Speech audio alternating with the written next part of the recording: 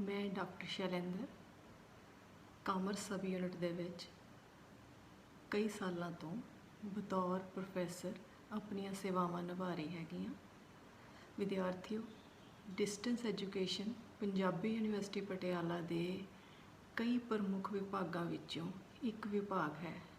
ਇਸ ਵਿਭਾਗ ਦੇ ਅੰਦਰ ਅਸੀਂ ਕਾਮਰਸ ਸਬ ਯੂਨਿਟ ਦੇ ਵਿੱਚ ਕਈ ਪੋਸਟ ਗ੍ਰੈਜੂਏਟ ਅਤੇ ਕਈ ਅੰਡਰ ਗ੍ਰੈਜੂਏਟ ਕੋਰਸਿਸ ਚਲਾ ਰਹੇ ਹਾਂ, ਜਿਵੇਂ ਕਿ ਐਮਕੌਮ ਦਾ ਕੋਰਸ ਪੋਸਟ ਗ੍ਰੈਜੂਏਟ ਕੈਟਾਗਰੀ ਦੇ ਅਧੀਨ ਆਉਂਦਾ ਹੈ ਅਤੇ ਅੰਡਰ ਗ੍ਰੈਜੂਏਟ ਕੋਰਸ ਦੇ ਅਧੀਨ ਸਾਡੇ ਪਾਸ ਬੀਕੌਮ ਅਤੇ BBA ਦੇ ਕੋਰਸਿਸ ਜੋ ਨੇ ਉਹ ਚਲਾਏ ਜਾ ਰਹੇ ਨੇ। ਬੀਕੌਮ ਅਤੇ BBA ਦੇ ਕੋਰਸ ਜੋ ਕਿ ਅੰਡਰ ਗ੍ਰੈਜੂਏਟ ਕੈਟਾਗਰੀ ਦੇ ਅਧੀਨ ਕਾਊਂਟ ਕੀਤੇ ਜਾਂਦੇ ਹਨ, ਇਹਨਾਂ ਸੰਬੰਧੀ ਅੱਜ ਮੈਂ ਤੁਹਾਨੂੰ ਬਰੀਫ ਦੇ ਵਿੱਚ ਕੁਝ ਜਾਣਕਾਰੀ ਦੇਣ ਜਾ ਰਹੀ ਹਾਂ, ਜੋ ਆਪ ਜੀ ਲਈ ਐਡਮਿਸ਼ਨ ਲੈਣ ਤੋਂ ਪਹਿਲਾਂ ਅਤੇ ਬਾਅਦ ਵਿੱਚ ਕਾਫੀ ਯੂਜ਼ਫੁਲ ਜੋ ਹੈ ਉਹ ਮੰਨੀ ਜਾਏਗੀ।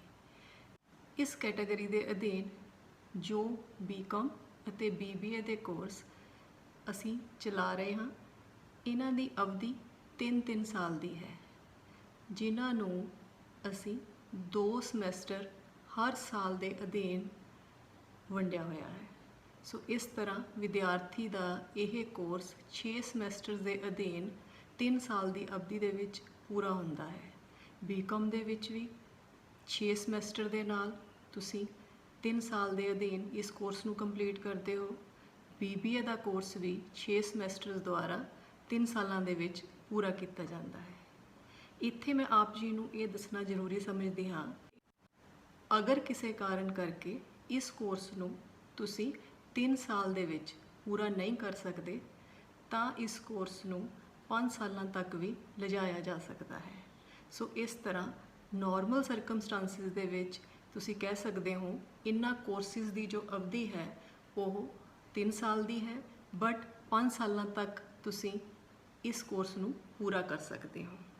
ਇਸ ਤੋਂ ਇਲਾਵਾ ਇਹਨਾਂ ਕੋਰਸਿਸ ਦੇ ਵਿੱਚ ਆਲਮੋਸਟ ਸਾਰੇ ਪੇਪਰ ਦੋਨੋਂ ਕੋਰਸਿਸ ਦੇ ਵਿੱਚ BBA ਅਤੇ ਬੀਕੌਮ ਸਾਰੇ ਪੇਪਰ 100 ਨੰਬਰਾਂ ਦੇ ਰੱਖੇ ਗਏ ਨੇ, ਜਿਨ੍ਹਾਂ ਦੇ ਵਿੱਚ ਇਵੈਲੂਏਸ਼ਨ ਦੇ 2 ਤਰ੍ਹਾਂ ਦੇ ਢੰਗ ਤੁਸੀਂ ਦੇਖੋਗੇ। ਇੱਕ ਇੰਟਰਨਲ ਅਸੈਸਮੈਂਟ ਦੇ ਥਰੂ ਤੁਹਾਡੀ ਇਵੈਲੂਏਸ਼ਨ ਕੀਤੀ ਜਾਏਗੀ ਅਤੇ ਦੂਸਰੀ ਹੈ ਐਕਸਟਰਨਲ ਇਵੈਲੂਏਸ਼ਨ। ਐਕਸਟਰਨਲ ਇਵੈਲੂਏਸ਼ਨ ਤੋਂ ਮੇਰਾ ਮਤਲਬ ਉਹਨਾਂ ਪੇਪਰਾਂ ਤੋਂ ਹੈ ਜੋ ਸਮੈਸਟਰ ਦੇ ਅਖੀਰ ਦੇ ਵਿੱਚ ਤੁਸੀਂ ਦੇਵੋਗੇ, ਜੋ ਪੰਜਾਬੀ ਯੂਨੀਵਰਸਿਟੀ ਪਟਿਆਲਾ ਦੇ ਵਿੱਚ ਸਾਰੇ ਕੋਰਸਿਸ ਸਾਰੇ ਪੇਪਰ ਇਕੱਠੇ ਸੈਂਟਰਲਾਈਜ਼ ਲੈਵਲ ਦੇ ਉੱਤੇ ਐਗਜ਼ਾਮੀਨੇਸ਼ਨ ਦਫ਼ਤਰ ਦੁਆਰਾ ਲਏ ਜਾਂਦੇ ਨੇ।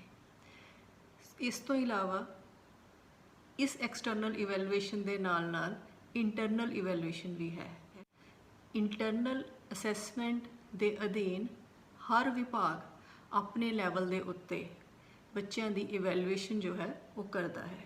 ਸੋ ਬੱਚਿਆਂ ਦੀ ਪਰਫਾਰਮੈਂਸ ਦੀ ਇਵੈਲੂਏਸ਼ਨ ਕਰਨ ਵਾਸਤੇ ਸਾਡੀ ਯੂਨਿਟ ਵਿੱਚ BBA ਅਤੇ ਬੀਕੌਮ ਦੇ ਕੋਰਸਿਸ ਦੇ ਅੰਦਰ ਅਸੀਂ ਕੁਝ ਪ੍ਰੈਕਟੀਕਲ ਅਸਾਈਨਮੈਂਟਸ ਬੱਚਿਆਂ ਨੂੰ ਦਿੰਦੇ ਹਾਂ, ਜਾਂ ਟੈਸਟ ਦੇ ਆਧਾਰ 'ਤੇ ਵੀ ਬੱਚਿਆਂ ਦੀ ਪਰਫਾਰਮੈਂਸ ਦੀ ਇਵੈਲੂਏਸ਼ਨ ਜੋ ਹੈ ਉਹ ਕੀਤੀ ਜਾਂਦੀ ਹੈ।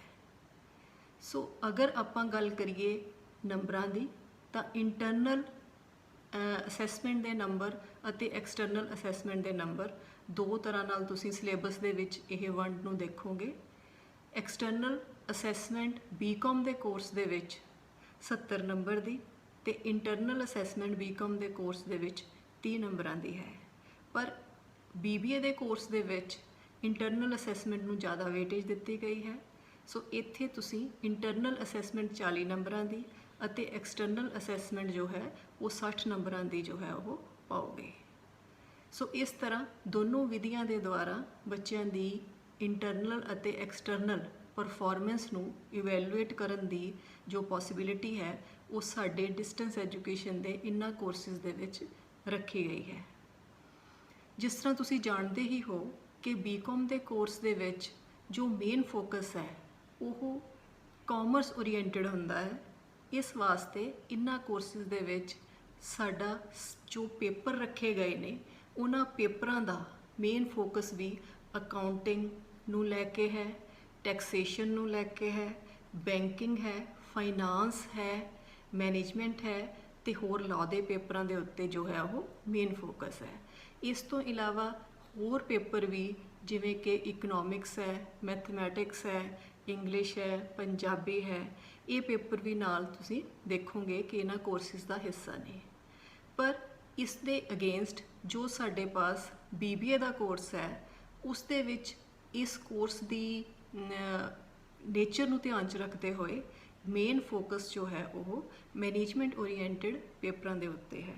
ਸੋ ਇਸ ਲਈ ਇਹਨਾਂ ਕੋਰਸਿਸ ਦੇ ਵਿੱਚ ਤੁਸੀਂ BBA ਦੇ ਵਿੱਚ ਮੈਨੇਜਮੈਂਟ ਦੇ ਪੇਪਰ ਜ਼ਿਆਦਾ ਪਾਓਗੇ, ਜਿਵੇਂ ਕਿ business organisation and management, basic principals and concepts of management, financial management, production management, marketing management, ਇਹਨਾਂ ਪੇਪਰਾਂ ਦੇ ਉੱਤੇ ਜ਼ਿਆਦਾ ਫੋਕਸ ਹੈ। ਪਰ ਇਸ ਦੇ ਨਾਲ ਨਾਲ ਬੈਂਕਿੰਗ ਦੇ, ਫਾਈਨਾਂਸ ਦੇ, ਇਕਨੋਮਿਕਸ ਦੇ, ਅਕਾਊਂਟਿੰਗ ਦੇ ਅਤੇ ਲੈਂਗੁਏਜ ਨਾਲ ਰਿਲੇਟਡ ਜਿਵੇਂ ਕਿ ਇੰਗਲਿਸ਼, ਪੰਜਾਬੀ, ਇਹਨਾਂ ਪੇਪਰਾਂ ਨੂੰ ਵੀ ਵੇਟੇਜ ਦਿੱਤੀ ਗਈ ਹੈ। ਇਸ ਤੋਂ ਇਲਾਵਾ ਇੱਕ ਜਾਣਕਾਰੀ ਮੈਂ ਤੁਹਾਡੇ ਨਾਲ ਹੋਰ ਸਾਂਝੀ ਕਰਨਾ ਜ਼ਰੂਰੀ ਸਮਝਦੀ ਹਾਂ ਕਿ ਸਾਡੇ ਡਿਸਟੈਂਸ ਐਜੂਕੇਸ਼ਨ ਵਿਭਾਗ ਦੀ ਇੱਕ ਖਾਸ ਵਿਸ਼ੇਸ਼ਤਾ ਹੈ ਕਿ ਅਸੀਂ ਵਿਦਿਆਰਥੀਆਂ ਨੂੰ ਪਾਠ ਸਮੱਗਰੀ ਵੀ ਦਿੰਦੇ ਹਾਂ।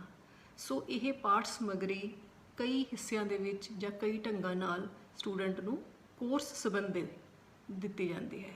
ਜੋ ਵੀ ਤੁਹਾਡਾ ਪੇਪਰ ਹੋਣਗੇ ਉਹਨਾਂ ਪੇਪਰਾਂ ਵਿੱਚ ਜੋ ਸਿਲੇਬਸ ਹੈ ਉਸ ਸਿਲੇਬਸ ਨੂੰ ਧਿਆਨ 'ਚ ਰੱਖਦੇ ਹੋਏ ਪਾਠ ਬਣਾਏ ਜਾਂਦੇ ਹਨ, ਜਿਨ੍ਹਾਂ ਨੂੰ ਆਪਾਂ ਕਈ ਹਿੱਸਿਆਂ ਦੇ ਨਾਲ ਵਿਦਿਆਰਥੀਆਂ ਨੂੰ ਦਿੰਦੇ ਹਾਂ।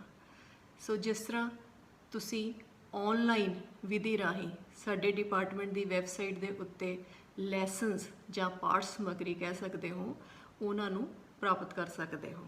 ਇਸ ਤੋਂ ਇਲਾਵਾ ਇਹ ਪਾਠ ਸਮੱਗਰੀ ਦਾ ਕੁਝ ਹਿੱਸਾ ਪ੍ਰਿੰਟਿੰਗ ਫਾਰਮ ਦੇ ਵਿੱਚ ਵੀ ਅਸੀਂ ਵਿਦਿਆਰਥੀਆਂ ਨੂੰ ਭੇਜਦੇ ਹਾਂ।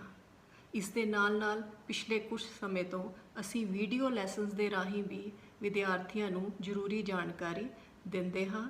ਸੋ ਇਸ ਤਰ੍ਹਾਂ ਤੁਸੀਂ ਕਹਿ ਸਕਦੇ ਹੋ ਕਿ ਇਸ ਪਾਠ ਸਮੱਗਰੀ ਨੂੰ ਅਸੀਂ 3 ਢੰਗਾਂ ਦੇ ਨਾਲ ਵਿਦਿਆਰਥੀਆਂ ਤੱਕ ਪਹੁੰਚਾਉਣ ਦਾ ਯਤਨ ਕਰਦੇ ਹਾਂ।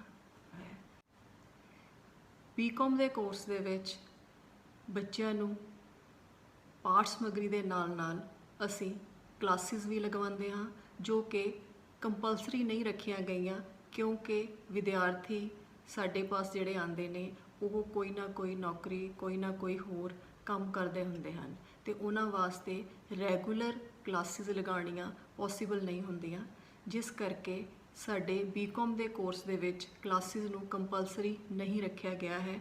ਪਰ ਤੁਸੀਂ ਵੀਡੀਓ ਲੈਸਨਸ ਦੇ ਥਰੂ, ਪਾਠ ਸਮੱਗਰੀ ਦੇ ਥਰੂ ਇਹ ਸਾਰੀ ਜਾਣਕਾਰੀ ਪ੍ਰਾਪਤ ਕਰ ਸਕਦੇ ਹੋ ਅਗਰ ਤੁਸੀਂ ਕਲਾਸਿਸ ਨਹੀਂ ਲਗਾ ਸਕਦੇ।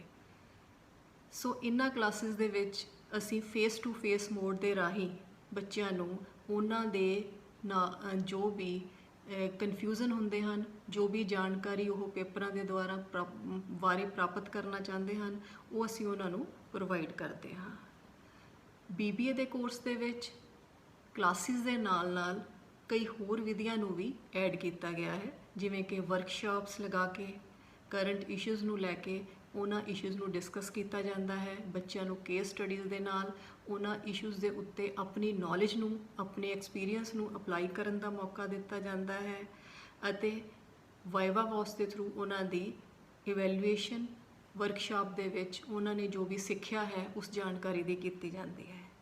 ਇਸ ਦੇ ਨਾਲ ਸੈਮੀਨਾਰਸ ਦੀ ਪ੍ਰੋਵੀਜ਼ਨ ਵੀ ਹੈ, ਜਿਸ ਦੇ ਵਿੱਚ ਅਸੀਂ ਵਿਦਿਆਰਥੀਆਂ ਨੂੰ ਕੁਝ ਟੌਪਿਕਸ ਐਡਵਾਂਸ ਦੇ ਵਿੱਚ ਦੇ ਦਿੰਦੇ ਹਾਂ ਅਤੇ ਉਹਨਾਂ ਟੌਪਿਕਸ ਦੇ ਉੱਤੇ ਵਿਦਿਆਰਥੀ ਆਪਣੀ ਪ੍ਰੈਜੈਂਟੇਸ਼ਨ ਤਿਆਰ ਕਰਦੇ ਨੇ ਅਤੇ ਉਹ ਆਪਣੇ ਸਾਥੀਆਂ ਦੇ ਸਾਹਮਣੇ ਅਤੇ ਟੀਚਰਾਂ ਦੇ ਸਾਹਮਣੇ ਉਸ ਜਾਣਕਾਰੀ ਨੂੰ ਸਾਂਝਾ ਕਰਦੇ ਨੇ, ਆਪਣੇ ਪੇਪਰ ਨੂੰ ਪ੍ਰੈਜ਼ੈਂਟ ਕਰਦੇ ਨੇ। ਇਸ ਤਰ੍ਹਾਂ ਵਿਦਿਆਰਥੀਆਂ ਦੀ ਸਟੇਜ 'ਤੇ ਬੋਲਣ ਦੀ ਜੋ ਕੋਸ਼ਿਸ਼ ਹੈ ਉਸ ਨੂੰ ਅਸੀਂ ਇਨਕਰੇਜ ਕਰਨ ਦੀ ਕੋਸ਼ਿਸ਼ ਕਰਦੇ ਹਾਂ। ਇਸ ਤੋਂ ਇਲਾਵਾ ਵਿਦਿਆਰਥੀਆਂ ਨੂੰ BBA ਦੇ ਕੋਰਸ ਦੇ ਅੰਦਰ ਜੌਬ ਦੇ ਉੱਤੇ ਟ੍ਰੇਨਿੰਗ ਦੇਣ ਵਾਸਤੇ ਸਮਰ ਟ੍ਰੇਨਿੰਗ ਅਤੇ ਔਨ ਦੀ ਜੌਬ ਟ੍ਰੇਨਿੰਗ ਦੇ ਪੇਪਰ ਵੀ ਰੱਖੇ ਗਏ ਨੇ। ਸੋ ਸਮੈਸਟਰ ਦੇ ਅਖੀਰ ਦੇ ਵਿੱਚ 6ਵੇਂ ਸਮੈਸਟਰ ਦੇ ਅਖੀਰ ਦੇ ਵਿੱਚ ਜੋ ਔਨ ਦੀ ਜੌਬ ਉਹਨਾਂ ਨੂੰ ਟ੍ਰੇਨਿੰਗ ਕਰਨੀ ਪੈਂਦੀ ਹੈ। ਜੋ ਵੀ ਵਿਦਿਆਰਥੀ ਸਾਰਾ 5 ਸਮੈਸਟਰਾਂ ਦੇ ਵਿੱਚ 6 ਸਮੈਸਟਰਾਂ ਦੇ ਵਿੱਚ ਸਿੱਖਦੇ ਨੇ, ਉਸ ਨੂੰ ਅਪਲਾਈ ਕਰਨ ਦਾ ਮੌਕਾ ਉਹਨਾਂ ਨੂੰ ਔਨ ਦੀ ਜੌਬ 6 ਮਹੀਨਿਆਂ ਦੀ ਟ੍ਰੇਨਿੰਗ ਕਰਕੇ ਦਿੱਤਾ ਜਾਂਦਾ ਹੈ।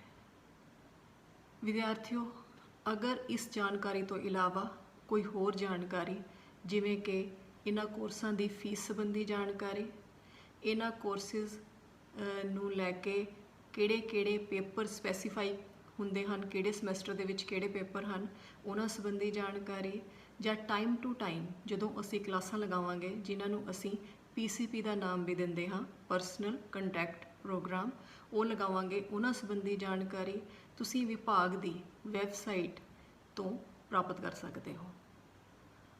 ਸੋ ਇਹ ਵੀਡੀਓ ਬਣਾਉਣ ਦਾ ਮੇਨ ਮਕਸਦ ਇਹ ਹੈ ਕਿ ਜਿਹੜੇ ਵੀ ਵਿਦਿਆਰਥੀ ਇਹਨਾਂ ਕੋਰਸਾਂ ਦੇ ਵਿੱਚ ਐਡਮਿਸ਼ਨ ਲੈ ਰਹੇ ਹਨ, ਉਹ ਕਲਾਸਾਂ ਲੱਗਣ ਤੋਂ ਪਹਿਲਾਂ ਸਾਡੀ ਵਿਭਾਗ ਦੀ ਵੈਬਸਾਈਟ ਨੂੰ ਸਟੱਡੀ ਕਰਨ। ਉੱਥੇ ਜਾ ਕੇ ਜੋ ਵੀ ਅਸੀਂ ਸਿਲੇਬਸ ਇਹਨਾਂ ਕੋਰਸਾਂ ਦੇ ਰਿਗਾਰਡਿੰਗ ਰੱਖੇ ਹੋਏ ਨੇ, ਪਾਠ ਸਮੱਗਰੀ ਰੱਖੀ ਹੈ, ਵੀਡੀਓ ਲੈਸਨਸ ਪਏ ਨੇ, ਉਹਨਾਂ ਨੂੰ ਪੜ੍ਹ ਕੇ ਇਹਨਾਂ ਵਿਸ਼ਿਆਂ ਸੰਬੰਧੀ ਹੋਰ ਜਾਣਕਾਰੀ ਨੂੰ ਪੱਕੇ ਤੌਰ 'ਤੇ, ਚੰਗੇ ਤੌਰ 'ਤੇ ਸਮਝਣ ਵਾਸਤੇ ਕਲਾਸਾਂ ਦੇ ਵਿੱਚ ਆਉਣ। ਸੋ ਆਪ ਜੀ ਨੂੰ ਇਹ ਬੇਨਤੀ ਵੀ ਕੀਤੀ ਜਾਂਦੀ ਹੈ ਕਿ ਤੁਸੀਂ ਡਿਸਟੈਂਸ ਐਜੂਕੇਸ਼ਨ ਵਿਭਾਗ ਦੇ ਵੈਬਸਾਈਟ ਦੇ ਉੱਤੇ ਪਏ ਹੋਏ ਕੋਰਸਿਸ ਨਾਲ ਜੁੜੇ ਹੋਏ ਜੋ ਵੀ ਲੈਸਨਸ ਪਏ ਨੇ, ਪਾਠ ਸਮੱਗਰੀ ਪਈ ਹੈ, ਕਲਾਸਾਂ ਵਿੱਚ ਆਉਣ ਤੋਂ ਪਹਿਲਾਂ ਉਹਨਾਂ ਨੂੰ ਪੜ੍ਹ ਕੇ, ਉਹਨਾਂ ਨੂੰ ਦੇਖ ਕੇ, ਉਸ ਸਿਲੇਬਸ ਨੂੰ ਜਾਣ ਕੇ ਤੁਸੀਂ ਆਓ, ਤਾਂ ਜੋ ਉਸ ਘੱਟ ਸਮੇਂ ਦੇ ਵਿੱਚ ਜੋ ਤੁਹਾਨੂੰ ਫੇਸ ਟੂ ਫੇਸ ਮੋਡ ਰਾਹੀਂ ਟੀਚਰਾਂ ਨਾਲ ਮਿਲਣ ਦਾ ਮੌਕਾ ਮਿਲਦਾ ਹੈ, ਉਸ ਸਮੇਂ ਦੇ ਵਿੱਚ ਤੁਸੀਂ ਵੱਧ ਤੋਂ ਵੱਧ ਉਸ ਟਾਈਮ ਦਾ ਫਾਇਦਾ ਲੈ ਸਕੋ। ਸੋ ਇਸ ਲਈ ਮੈਂ ਆਪ ਜੀ ਨੂੰ ਇੱਕ ਵਾਰ ਫੇਰ ਵਿਭਾਗ ਦੇ ਵਿੱਚ ਆਉਣ ਵਾਸਤੇ ਜੀ ਆਇਆਂ ਆਖਦੀ ਹਾਂ, ਅਤੇ ਇਹਨਾਂ ਕੋਰਸਾਂ ਵਿੱਚ ਐਡਮਿਸ਼ਨ ਲੈ ਕੇ ਆਪਣੀ ਯੋਗਤਾ ਨੂੰ ਇੰਪਰੂਵ ਕਰਨ ਵਾਸਤੇ ਵੈਲਕਮ ਕਰਦੀ ਹਾਂ। Thank you.